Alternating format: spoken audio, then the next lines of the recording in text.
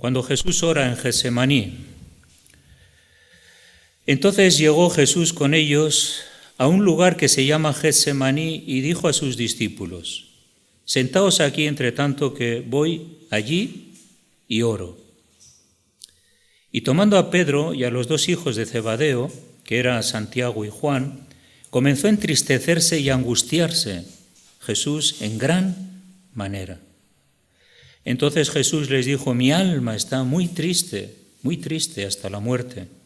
Quedaos aquí y velad conmigo. Yendo un poco adelante, se postó sobre su rostro, orando y diciendo: Padre mío, si es posible, pase de mí esta copa, pero no sea como yo quiero, sino como tú. Vino luego a sus discípulos y les halló durmiendo. Y dijo a Pedro: ¿así que no habéis podido velar conmigo una hora? Velad y orad para que no entréis en tentación. El espíritu, a la verdad, está dispuesto, pero la carne es débil. Aquí no se refería a dormir físicamente, sino a dormir espiritualmente. Tiene que ver con que uno no desarrolla la actividad de oración cuando es necesaria. Está dormido, no ora. Y Jesús dijo que la carne es débil, el espíritu está dispuesto y que tenemos que orar para no entrar en tentación. Vino otra vez y los halló durmiendo, porque los ojos de ellos estaban cargados de sueño. Y dejándolos se fue de nuevo y oró por tercera vez diciendo las mismas palabras. Entonces vino a sus discípulos y les dijo: dormir ya y descansad. He aquí ha llegado la hora y el Hijo del Hombre es entregado en manos de pecadores. Levantaos, vamos, ved, se acerca el que me entrega. Bueno, el otro día hablábamos de que Jesús no vino por casualidad a la tierra, se lo pensó desde los cielos, se lo pensó en un momento específico de la eternidad y dijo: voy a ir. No. Vemos ya que en el plan de Dios, desde la eternidad y por la eternidad, ya había un plan establecido para la salvación de los hombres. No era algo que había surgido del momento. Y vemos a Jesús mismo proféticamente en los Salmos y en algún libro de los profetas, que él mismo está clamando: he aquí, envíame. Y dice: me preparaste cuerpo, yo quiero hacer tu voluntad, Señor. Entonces vemos que Jesús ya estaba clamando desde los cielos por una realidad espiritual sobre la tierra, que eras tú y yo. Él vino a salvarnos, Él no vino a establecer una historia de un personaje histórico que fue un revolucionario y que murió y resucitó, y que sanaba a los enfermos y que trajo un despertar espiritual en Jerusalén y todo lo que se cuenta. Sí que ocurrió eso, pero dentro de todo eso es que Él vino a dar su vida en rescate por los demás. Ese era el plan. Él huyó de la popularidad, huyó de la fama, huyó del prestigio y se sometió voluntariamente a la voluntad de Dios. No pidió nada para Él, pidió por nosotros y su oración siempre era a favor de nosotros, ¿no? Y vemos otra vez aquí que cuando Él empezó, tuvo que enfrentar ya esa última hora de su vida. Su alma estaba muy entristecida, muy angustiada. Sabía lo que le estaba esperando. No le pilló de sorpresa a esa hora, porque Él mismo estaba siempre profetizando que es necesario que el Hijo del Hombre sea levantado, para que todo aquel que en Él cree no se pierda, mas tenga vida eterna. Sabía que Jesús, cuando Él tomó el camino a Jerusalén, los discípulos le reprendían, ¿no? Pero Él dice que afirmó su rostro para ir a Jerusalén, porque sabía que había llegado su hora. Él lo sabía, pero aquí se encuentra con la realidad del último paso en su vida, que fue el más difícil, y donde Él mismo expresa que su alma estaba muy angustiada, muy entristecida, y en ningún otro lugar se dice que era así. Sí que sentía pena, lloró sobre Jerusalén, pero este clamor de Jesús, esta angustia de Jesús, esta tristeza de Jesús, tremenda carga que él veía sobre sus hombros le conmovió y por eso oró. Pero no solamente oró una vez, oró 3 veces. 3 veces se apartó y oró. Creo que cuando tenemos que enfrentar momentos difíciles en nuestra vida, lo que podemos, como decía alguno, lo que podemos hacer son 3 cosas. Primero, orar. Segundo, orar. Y tercero, seguir orando. Porque hay momentos en que nadie puede hacer nada, ni nosotros podemos hacer nada, pero Dios puede ayudarnos a pasar por donde debamos de pasar. Y esa es la clave de la oración. Y aquí Jesús también es un ejemplo, ¿no? Un ejemplo de oración. Y vemos que él ya estaba preparado. Levantaos, vamos, ved, que se acerca el que me entrega. Él ya estaba preparado, estaba dispuesto. Cuando hemos solido estar hablando sobre la importancia del Espíritu Santo en nosotros, sobre su gracia y su poder sobre nosotros para hacer la obra de Dios, pues a Jesús también necesitó la consolación, la fuerza y la gracia del cielo, su Padre fortaleciéndole. En Lucas lo dice, vemos en este Evangelio que cuando Jesús dice, diciendo, Padre, si quieres que pasa de mí esta copa, pero le dice, no se haga tu voluntad, mi voluntad, sino la tuya. Y se le apareció un ángel del cielo para fortalecerle. Vemos que este ángel le fortaleció. Él necesitaba las fuerzas, había tremenda tristeza y angustia en su corazón, un pesar y una carga inmensas, nosotros no podremos llegar a entender, pero esa era la realidad. Pero el ángel le fortaleció.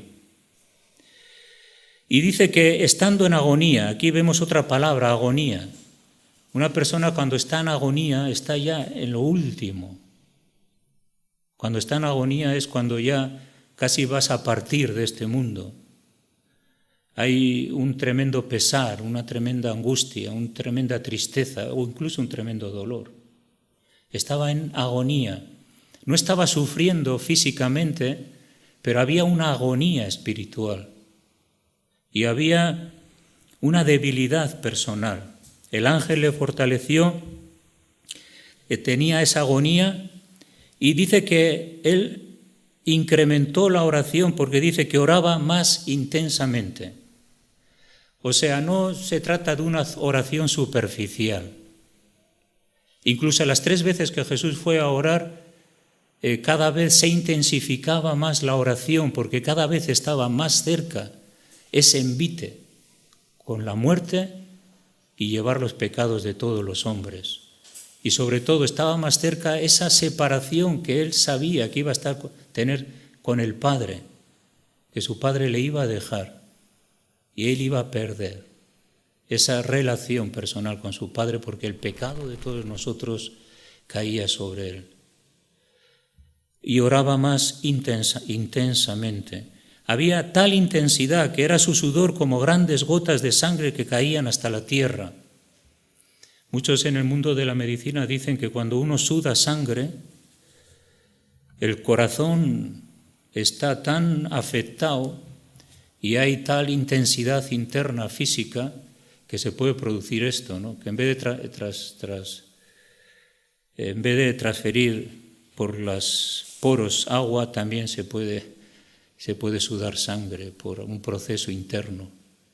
Esta era la situación de Jesús, una situación tremenda, angustiosa. Y Jesús, un hombre, pensando que era un hombre tan valiente, dispuesto siempre a hacer la voluntad de Dios, dispuesto, no temía a nadie, era una persona valiente, íntegra, dispuesta a hacer la voluntad de Dios, a pagar el precio y a esforzarse. Pero sin embargo aquí nos damos cuenta que como hombre empezó a decir a Dios, si es posible, quita esto. Muchas cosas he pasado en mi ministerio, pero esta, Señor, si es posible, quítala. Esta es la única oración en la que Jesús un poco como se cuestiona, ¿no? Pero el ejemplo de Jesús sigue siendo increíble. Hágase tu voluntad y no la mía. Aceptó incondicionalmente todo lo que se venía encima. Yo creo que estos aspectos de nuestra vida personal, también trasladándolo a nuestra vida personal, nosotros no vamos a sufrir como Jesús sufrió, porque Él ya sufrió por nosotros, Él cargó la culpa, el pecado por todos nosotros ya no tenemos que sufrir por nuestros pecados ni pagar el precio, pero hay un precio que hay en la vida cristiana. Y ese precio va a ser posible cuando nos sometemos a Dios y hacemos su voluntad. Va a haber momentos límites, pero esos momentos, con la ayuda de Dios y la fortaleza del Señor, podremos superarlos. Y podremos levantarnos de la oración aceptando la buena voluntad de Dios en nuestra vida para proseguir el camino pues, que tenemos por delante. Quería leer en Juan, en el Evangelio de Juan.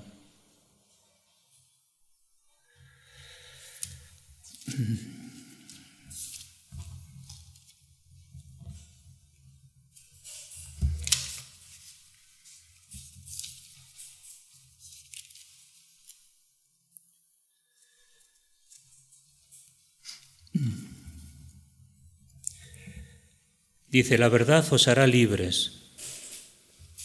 Dijo entonces Jesús a los judíos que habían creído en él, si vosotros permanecéis en mi palabra, seréis verdaderamente mis discípulos, y conoceréis la verdad, y la verdad os hará libres. La verdad os hará libres. Jesús le respondió, de cierto os digo que todo aquel que hace pecado, esclavo es del pecado. Y el esclavo no queda en la casa para siempre, el hijo sí queda para siempre. Jesús trataba de decirles que una persona que es esclava, en aquella entonces existía la esclavitud, pero no una esclavitud de extorsión. En algunos momentos esas personas que servían a otras personas adineradas podían sufrir ciertos abusos. Pero el esclavo había gente esclava que vivía bien, que estaba en la casa de las personas que le contrataban. Pero esas personas no se iban a quedar ahí para siempre.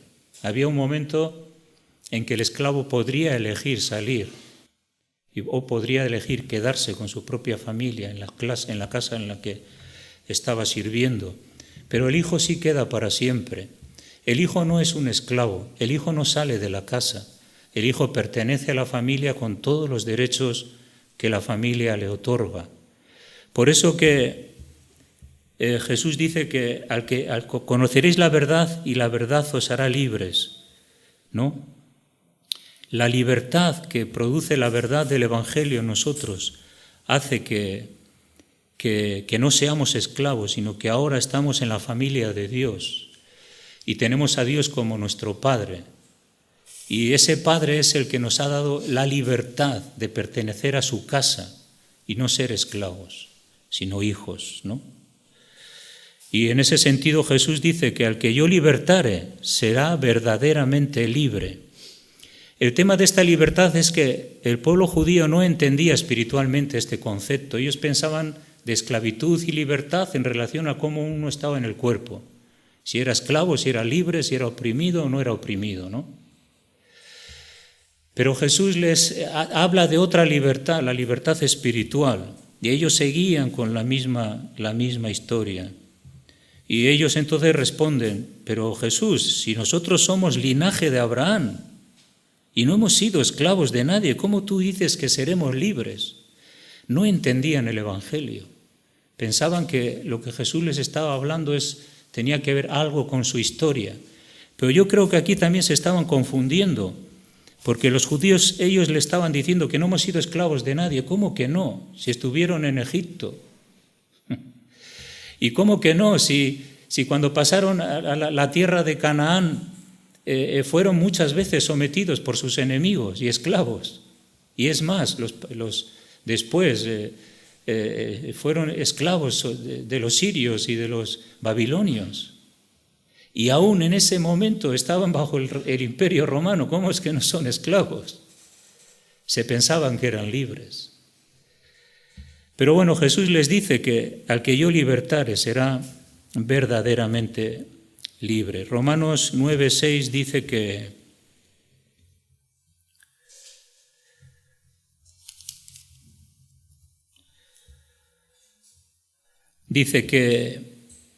porque no todos los que descienden de Israel son israelitas, ni por ser descendientes de Abraham son todos hijos, sino en Isaac te será llamada descendencia. Ellos se pensaban que porque tras su pasado era un pasado que tenía que ver con Abraham, el padre de la fe, se pensaban ya que tenían las promesas de la promulgación de la ley, y luego a través de Moisés, y que eran los elegidos, los hijos de Dios. Pero el mensaje de Jesús era diferente. Y aquí entra la palabra Isaac, y es clave, porque en Isaac te será llamada descendencia. Porque la promesa a Abraham tenía que ver con Isaac, su primogénito, y con la simiente que Isaac iba a traer, y ese era Jesús.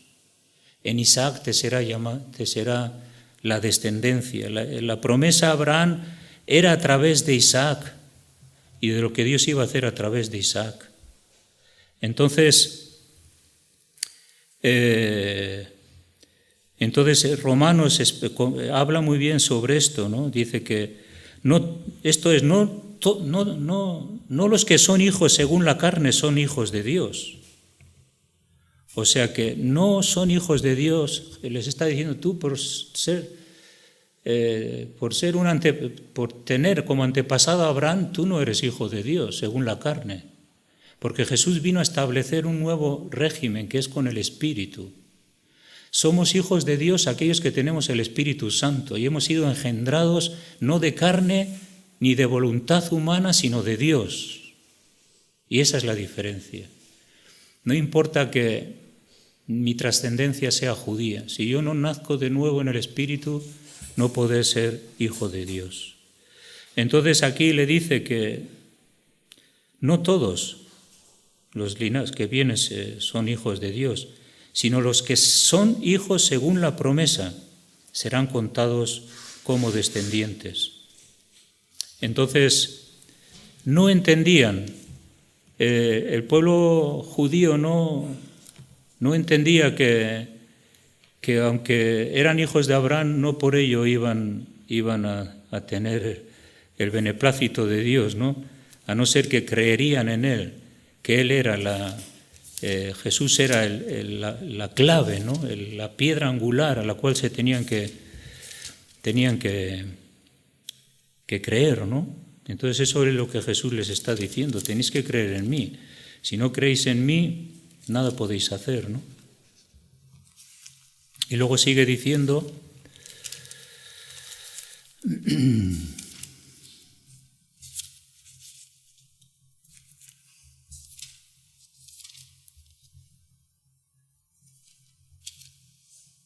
¿dónde está? Entonces les dice Jesús, entonces le responde, de cierto os digo, que todo aquel que hace pecado, esclavo es del pecado. Les está diciendo que la esclavitud no tiene que ver con que mi cuerpo esté entre rejas, que alguien me oprima. La esclavitud tiene que ver con que hay un poder que domina mi mente, domina mi voluntad, domina mis pensamientos, domina mis deseos, domina mis emociones, domina mis decisiones. Y ese es el poder del pecado. Entonces Jesús les dice, el que hace pecado, ese realmente es un esclavo. Ese realmente es un esclavo, que quiere hacer algo y no lo puede hacer porque hay alguien que lo domina. Es como que el que está en la cárcel quiere salir, pero está entre barrotes. Entonces, la conciencia del hombre le dicta, ¿no?, que hay cosas que están mal en su corazón. Pero sin embargo, cuando quiere ejecutar lo bueno, haya otra ley en su corazón que le dicta lo malo y que es mayor que el deseo de hacer lo bueno. Porque la Biblia dice que el pecado es un señor que se enseñorea. Es algo que no lo puede el hombre vencer. Es esclavo, no puede salir. Entonces Jesús está diciendo que el que hace pecado es esclavo del pecado. Así que si el Hijo os libertare, seréis verdaderamente libres. Les está diciendo, no importa que vosotros seáis hijos de Abraham, que tengáis una trascendencia espiritual increíble. El tema es que tenéis un problema y el problema es el pecado y el pecado hay que vencerlo y yo soy quien os puedo libertar de ese pecado. El único que nos puede libertar del pecado es Jesús. Nuestra fuerza no puede. Es la gracia de Dios que nos ayuda a tomar las decisiones en el poder del Espíritu Santo para hacer aquello que quiero hacer y debo de hacer. Si el Hijo os libertare, entonces seréis verdaderamente libres.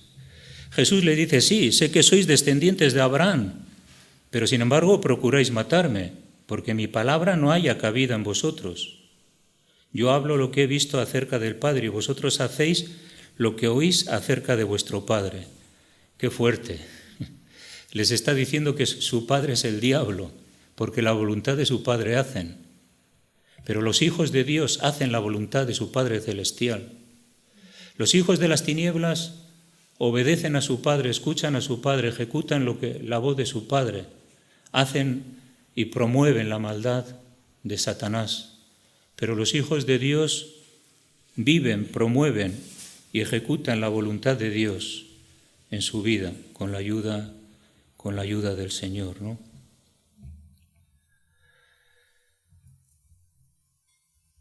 Pensando en todo esto, como bien hemos oído, cuando la sangre de la Pascua, el Cordero Pascual, fue sacrificado antes de salir de Egipto, es una viva representación de esa sangre que fue pintada en los dinteles de las casas, ¿no? La cual tenía que ver con la fe. Entonces la ordenanza de Moisés es esa, ¿no? Que pintar con la sangre del Cordero los dinteles de vuestra casa. Entonces cuando pase el ángel de la muerte y vea esa sangre pintada en el dintel de vuestra casa, pasará y no seréis dañados, ¿no? Esa sangre habla de la sangre de Jesús, esa sangre que nos libra del poder del pecado y nos libra de los frutos del pecado y todo lo que el pecado produce en nosotros, que no es nada bueno, siempre es malo, porque Satanás es un padre de mentira y te lo presenta como bueno, pero luego es malo. Las consecuencias siempre son horribles, terribles. Y en ese sentido, esa sangre nos habla de liberación, porque el pueblo de Israel fue liberado de la maldición y fue sacado al lugar espacioso, ¿no? Nos habla de liberación. El pueblo de Israel de Egipto salió y eso nos habla de una nueva vida. No solamente Cristo nos ha liberado del poder del pecado, todos aquellos que nos hemos entregado al Señor y sabemos en qué momento nos entregamos al Señor y dijimos que Él vendría a morar a nuestro corazón, y esa presencia en nosotros nos capacitó para decir no al pecado. ¿Qué es el pecado? Puede ser el odio, la falta de perdón, la amargura, la violencia, la extorsión. Pero también hay otras cosas más horribles, el homicidio, el adulterio, la fornicación, la inmundicia. Todo eso que el hombre vive. Entonces, cuando el Señor nos libera, nos saca de la tierra de esclavitud en la cual vivíamos, nos saca a un lugar espacioso. Ese lugar espacioso donde nosotros decidimos quiénes queremos ser, decidimos dónde queremos ir, decidimos qué hablar, qué decir. Entonces, esa sangre Para ellos fue la liberación, que ha sido también para nosotros, la nueva vida. Sí, estaban en un desierto. Esto es lo que ocurre a veces en la vida cristiana. Cuando tú tomas decisiones para Dios en el poder del Espíritu Santo, muchas veces te puedes sentir solo. La gente no te entiende. Estás como en un desierto. La gente no te sigue, no comprende, no se acerca a ti ya porque ya no vives como ellos. No se agradan de ti porque ya no participas de sus obras y sufres cierta soledad. Pero es mejor estar a solas con Dios que llenos de multitudes y solo. Es mejor estar a solas con Dios. Aunque solo esté Él, ¿qué más da? Agradarle a Él es lo más importante. Y es lo que satisface nuestra vida. Agradarle a Él. Entonces, sí que entraron en un campo de obediencia, porque cuando entraron allí, Moisés tuvo que traer la ley y entraron en una dinámica de obediencia. La obediencia es parte de nuestra liberación. Hemos sido liberados, rescatados, pero ahora entramos en un tema de obediencia a aquel que nos liberó, a aquel que nos salvó, a aquel que nos libertó. Y una dependencia de Dios. En el desierto dependían de Dios. Fijaros que no cultivaron, no. El maná venía del cielo, el agua salía de la roca. Vivieron milagrosamente. Y también el creyente, en un sentido, vivimos milagrosamente en una dependencia de Dios. Porque hay cosas que este mundo no nos puede dar ni nos puede ofrecer y solamente las tiene Dios. Y cuando vivimos en esa dependencia de Dios, entonces el cielo se abre, el maná viene. Y las respuestas de Dios para con su iglesia y con su pueblo se manifiestan. Cuando empezamos a depender de los hombres, empezamos a darnos cuenta que los hombres fallan. Todo falla. Pero Dios no falla. Y en ese sentido, qué importante es la obediencia, porque algunos, como dice la parábola, ¿no?, que sembraron junto a la semilla fue sembrada y una sembrado entre espinos. Claro, creció la buena semilla, pero también crecieron los espinos. Es imposible conjugar una vida cristiana con una vida mundanal. Esto carnalmente, a veces la sabiduría de la carne nos dice, y nosotros tenemos que discernir, ¿no? Porque a veces la carne nos dice, pero bueno, si eso es igual, tú puedes vivir con eso a tu lado. Tú sigues viniendo a la iglesia y sigues escuchando la palabra, pero bueno, eso, déjalo, si total, tampoco es. Pero esa zarza crece. Y esos malos espinos y las malas hierbas también, que dice que ahogan la palabra. Entonces la obediencia tiene que ver con una dependencia de Dios, esperando exclusivamente en Él. ¿Y dónde iba ese pueblo libertado por Egipto? ¿A dónde iba? Iba a una nueva tierra. Tú y yo vamos a una nueva tierra, la tierra celestial. Ese es nuestro llamado, ese es nuestro lugar de encuentro. Y mientras caminamos en este mundo, entendiendo que Cristo nos ha libertado, nos ha dado esa nueva vida, nos ha metido en una vida de obediencia, de dependencia de Dios constante. Las canciones que hemos cantado tenían mucho significado. Y vamos hacia una nueva tierra, ¿no? Así que podemos pensar cuáles son nuestros motivos, cómo nos hemos tomado la Santa Cena, pero cómo podemos ponernos en armonía, ¿no?, con Dios. Luego vimos que el pueblo de Israel se rebelaba muchas veces contra Dios, contra Moisés, se rebelaban contra él muchas veces. Y no entendieron, no querían volverse a Egipto.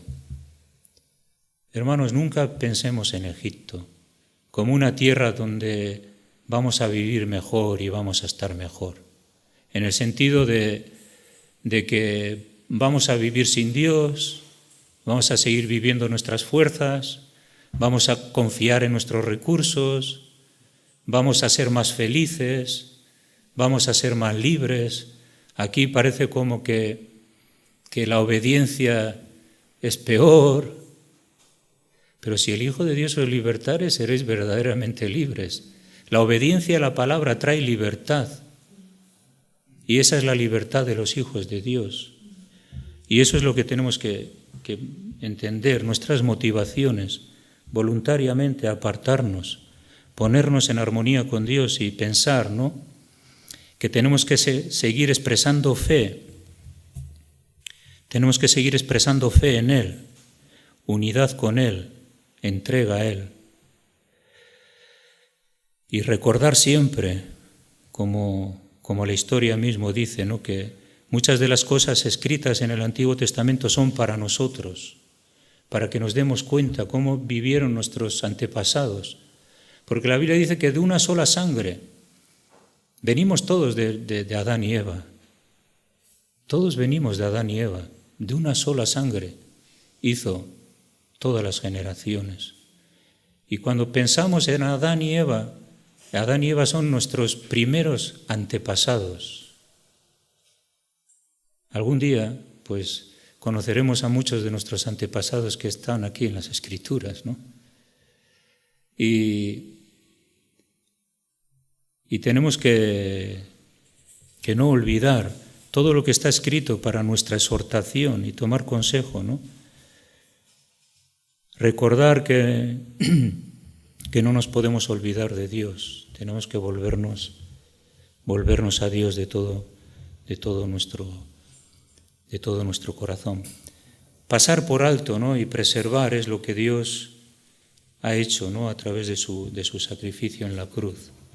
O sea que lo que Él hizo es que en la cruz ahí nos protegió, nos preservó, nos cuidó, y ahí estamos, en la palma de sus manos. Somos la niña de sus ojos. Ni un solo pelo caerá de nuestra cabeza sin su permiso. Tiene que ver que todo lo tiene controlado, el más mínimo detalle que tú desconoces, Dios lo conoce. Y si nosotros como hijos, Él es nuestro Padre, pues imaginémonos la garantía que tenemos de protección y de cuidado. Qué bueno es ponerse en las manos de nuestro Padre Celestial y descansar en Él. Descansar en Él. Jesús también lo dijo, ¿no? Dijo que todos los que estéis trabajados y cargados, venid a mí y descansar. Yo creo que hoy en día en la sociedad y siempre las personas trabajadas y cargadas tiene que ver que nunca han encontrado un hombro para llorar, nunca han encontrado una persona que les consuele, alguien que les consuele realmente en su corazón, alguien que entienda sus heridas, sus frustraciones, alguien que entienda sus fracasos. La mayoría de la gente lleva una mochila muy pesada y no sabe dónde descansar. Pero la invitación de Jesús, venid a mí todos los que estáis trabajados y cargados, que yo os haré descansar. Si hay algo que realmente tenemos en nuestra sociedad y que en todas las sociedades ha habido, es que el hombre necesita un descanso en su alma, más que cualquier otra cosa. Más que unas vacaciones para relajarse o yo qué sé, otro tipo de actividades. Estamos en un frenesí de actividades porque el hombre se piensa que tiene que conseguir la felicidad y el descanso a través de un montón de actividades y un montón de cosas que hacer. Pero el descanso del alma es la necesidad más deseada de todo hombre y mujer. El descanso del alma. Es igual que no tengas nada, si tú tienes descanso en tu alma, lo tienes todo. Porque algunos tienen mucho, pero no tienen descanso en su alma. Entonces, Jesús es el que nos liberta. ¿De qué nos puede libertar Jesús? Del temor, de la angustia, de un futuro muy incierto que quizás podamos ver. metas que quizás pienses que nunca alcanzaré, situaciones que no llegaré a experimentar en mi vida, porque mi vida siempre ha sido así y lo será. Es imposible. No, pero si Jesús te liberta, eres libre. Y puedes tomar decisiones libres y hacer su voluntad libremente y llevar a cabo lo que Él tiene, ¿no?, para ti.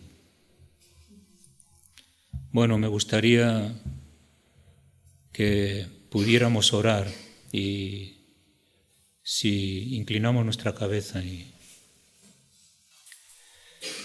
nos acercamos al Señor y cada uno de nosotros que estamos aquí podemos acercarnos al Señor, pero si tú quieres que oremos por ti, puedes levantar tu mano donde estás y oramos para que Dios te ayude. Si estás identificado con parte de este mensaje o necesitas oración, quieres decir, Señor, yo quiero acercarme a ti, quiero venir aquí, quiero descansar en tus manos, tomar decisiones. Estos últimos domingos hemos hablado de la importancia del Espíritu Santo en nosotros para tomar decisiones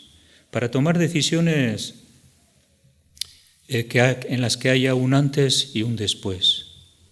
Es como el que quiere dejar de fumar, pues hasta que no toma una decisión coherente, drástica, ¿no?, pues no lo va a conseguir. Pero es más, Dios puede ayudarnos no solamente con los vicios, sino también con situaciones espirituales, que no tenemos las fuerzas para tomar decisiones, no tenemos las fuerzas para entender qué debo de hacer. Pues también es pedir a Dios, ¿no? Hablábamos de que los discípulos estaban en el aposento alto, esperando algo nuevo que Dios les había dicho que les iba a dar, su presencia. Y esa presencia fue la que revolucionó sus corazones. Yo mismo soy consciente de que hubo un antes y un después en un momento de mi vida.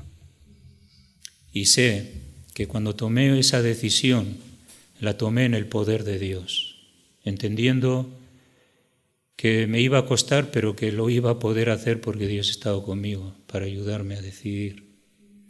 Y así fue hasta este tiempo, ¿no? Pero hasta que no estemos allí en Canaán, seguiremos dependiendo, confiando y esperando hasta que Él venga, ¿no?, perseverando. Pues oramos. Si alguien quiere oración, levanta tu mano y oramos por ti.